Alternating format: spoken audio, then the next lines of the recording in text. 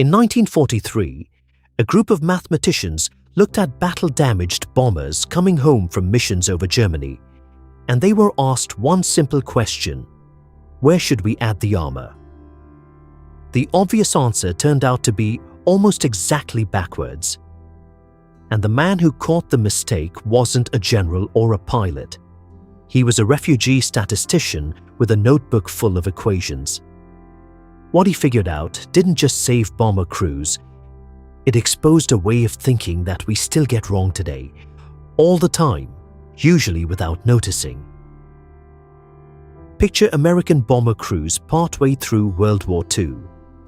Bombers are flying deep into enemy territory, getting torn up by anti-aircraft fire and enemy fighters, and a troubling number of them aren't making it back. For bomber crews at this stage of the war, losses on some missions were severe enough that finishing a full tour of duty was genuinely uncertain. Command wants a fix, and the obvious fix is armor. But armor is heavy. Heavy planes burn more fuel, carry fewer bombs, and fly slower, so you can't just armor the entire aircraft. You have to choose where it matters most. So engineers do something that sounds completely reasonable. They study the planes that do return, mark every bullet hole and shrapnel tear on a diagram, and look for a pattern. And a pattern shows up fast. The damage isn't random. It clusters. The wings come back chewed apart. The tail section is riddled with holes. The fuselage looks like it flew through a hailstorm of metal. But the engines and the cockpit, almost untouched, barely a scratch on them. At first glance, that second part almost looks like good news. Whatever's happening up front, the engines and the pilots seem to be getting lucky. So the recommendation seems obvious. Put the armor where the bullet holes actually are. Reinforce the wings. Reinforce the tail. That's clearly where the plane is taking the worst punishment. This is where the problem lands on the desk of a small, secretive team of civilian mathematicians called the Statistical Research Group, based at Columbia University. Their job during the war was to take real operational problems from the military, the kind with lives attached to the answer, and run the numbers properly. One of the people on that team was a statistician named Abraham Wald, a Jewish mathematician who had been doing economic research in Vienna until the Nazis annexed Austria in 1938 and stripped him of his position. He left for the United States that same year and never went back. Wald looks at the exact same damage maps, the same clusters on the wings and tail, and he tells the military the opposite of what they expect to hear. Don't armor the wings, he says. Don't armor the tail. Armor the engines. Armor the cockpit. That sounds backwards. Those are the parts with the least visible damage. Why protect the one area that's barely getting hit? Because, and this is the entire insight, those were only the planes that made it back. Every single aircraft in that damaged sample had survived its mission. That was the hidden condition nobody was accounting for. So Wald wasn't really answering the question, where do returning planes get hit? He was quietly answering a different question. What do the bullet holes on the survivors tell us about the planes that never came home? And that flips the entire picture. If a bomber lands riddled with holes in the wings and tail, that tells you something useful. It means a plane can absorb serious damage in those spots and still fly home. The wings and tail had, in effect, already proven they could survive. But almost no returning plane showed damage to the engine or the cockpit. Not because those areas were rarely hit. Statistically, across a plane that size, they should have taken fire just as often as anywhere else. The far more likely explanation was the brutal one. The planes that got hit there didn't make it back to be counted at all. The empty space on the damage map wasn't proof of safety. It was silence. It was the missing data, standing in for the crews who never landed. Now here's the honest part.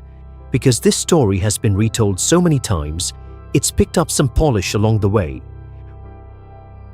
Wald's actual 1943 report is real. It's titled, "A Method of Estimating Plane Vulnerability Based on Damage of Survivors." It's preserved. The mathematics inside it holds up. None of that is in question. The room full of stern generals, Wald calmly correcting them on the spot? That part is shakier.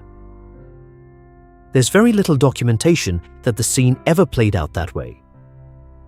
Historians who've gone back through the archive say the popular version has gotten more cinematic with each retelling. Even the phrase, survivorship bias, isn't his. Wald's memo never uses it. That label came later. And nobody has a real number for how many crews his recommendation saved. That figure simply isn't in the record. So here's the honest summary. The math is genuine, and it's still taught today. The heroic showdown built around it is probably folklore, the kind of detail that gets added because it makes a better story, not because anyone wrote it down at the time. What Wald actually left behind wasn't just a memo about armor plating. It was a warning about a mistake we keep making, usually without noticing. We judge a whole system by only the examples that survived long enough to be examined. We do it when we study successful companies and quietly ignore the ones that folded before anyone wrote a case study. We do it when we hear stories about people who dropped out of school and got rich, and forget the far larger pile of people who dropped out and didn't. Even fund managers run into this. Look at the average return of mutual funds over the last 20 years, and the number tends to look better than it should, because the funds that performed badly were quietly shut down and dropped from the list years ago. The failures don't get interviewed. They don't get studied. They just go missing from the sample, exactly like those bombers that never made it home. Wald's real contribution was noticing that the most important information is often the information you cannot see, because the cases that would show it to you never made it back into the room to begin with. So to recap, engineers wanted to armor the parts of the bombers with the most bullet holes. Wald showed that logic was backwards, because those parts had already proven they could survive damage.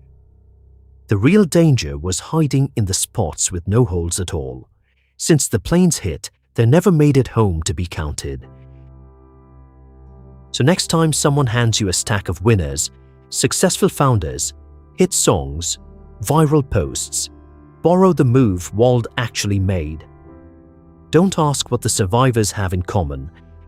Ask what the empty diagram looks like.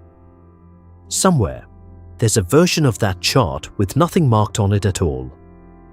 That blank space is usually where the real answer is hiding.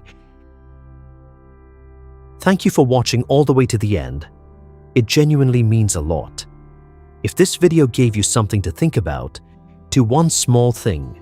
Subscribe to Cool My Mind Psychology. Every video here unpacks the hidden psychology behind how we think, feel, and act, and subscribing is how you'll never miss the next one. Take care of your mind, and I'll see you in the next video.